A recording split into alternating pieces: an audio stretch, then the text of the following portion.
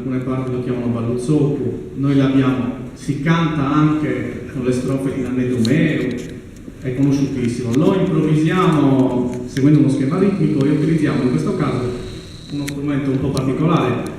che non ha origini proprio sarde, perché è uno strumento irlandese, si chiama Tin Whistle, che noi, come avete visto, con altri strumenti introduciamo e utilizziamo nei nostri concerti per appunto spaziare